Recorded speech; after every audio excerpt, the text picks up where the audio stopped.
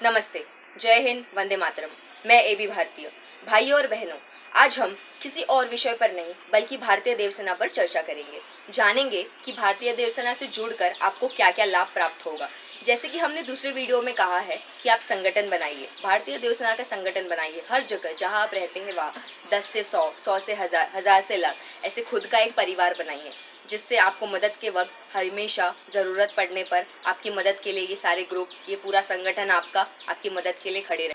क्योंकि आप बहुत अच्छे से जानते हैं कि मुसीबत आने पर अगर आप पड़ोस का दरवाज़ा खटखटाएंगे तो कोई भी माइका लाल आपकी मदद करने से रहा। वैसे ही मैं कह रही हूँ, भारतीय देवसेना से जुड़ने पर ऐसे ही और कई लाभ है। जैसे अगर किसी के घर पर अकाल मृत्यु हो जाती है, भारतीय देवसेना के किसी सदस्य के घर पर कोई अकाल मृत्यु हो जाती है तो उसे 5 लाख रुपए का इंश्योरेंस दिया जाता है। अगर भारतीय देवसेना के किसी सदस्य के घर पर उसकी बेटी की शादी हो तो भारतीय देवसेना के सदस्य के ओर से हर एक लोगों को 100 रुपए जमा करके एक छोटा सा भेंट तोहफे के रूप में उस इंसान को दिया जाता है जिसके घर पर ये शादी है, जिसके घर पे ये त्योहार है। वैसे ही सुख दुख में हर चीज़ों में ये संगठन काम आता है।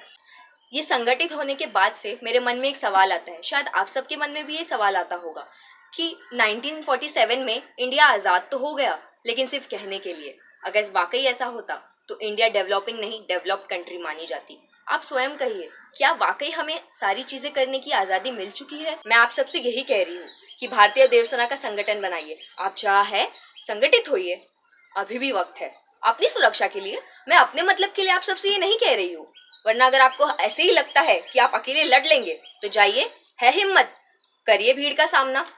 अरे फिर तो ये वही बात हो गई कि अपने ही पैर पर कुल्हाड़ी मारना, खुद ही अपनी मौत का दावत देना।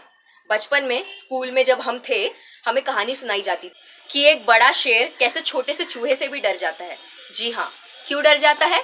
क्योंकि वो शेर भूल जाता है कि वो क्या है, वो अपनी ताकत भूल जाता है। वैसे ही हम हैं। हम क्यों इन चूहों से डर रहे हैं? क्यों?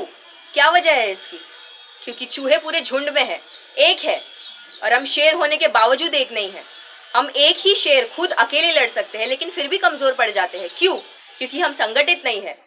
यही वजह है भारतीय देवसेना आपको हर वीडियो में कहता है कि संगठित बनिए, मजबूत बनिए, ताकि आप चूहों से ना डरे। इसलिए मैं आप सबसे कह रही हूँ, भाइयों और बहनों, संगठन बनाइए, भारतीय देवसेना से जुड़े, मजबूत बनिए, सशक्त बनिए। लोग तो लोभ और लालच में काम करते हैं, हम तो ऐसा नहीं कर रहे। हमने तो आपका जायदाद नहीं लिखवाया, हमने तो आपका घर अपने नाम नहीं लिखवाया, हम तो आपसे पैसे नहीं छीन रहे हैं। बस आपको मेहनत करना है, और आप जानते हैं बिना मेहनत के कुछ भी संभव नहीं है। ये आपके हाथ में है कि आपको शेर बनकर जीना है या चूहे बनकर मर जाना है। इससे ज्यादा मैं नहीं कहूँगी। जय हिंद, वंदे मातरम, जय भारतीय देवसेना।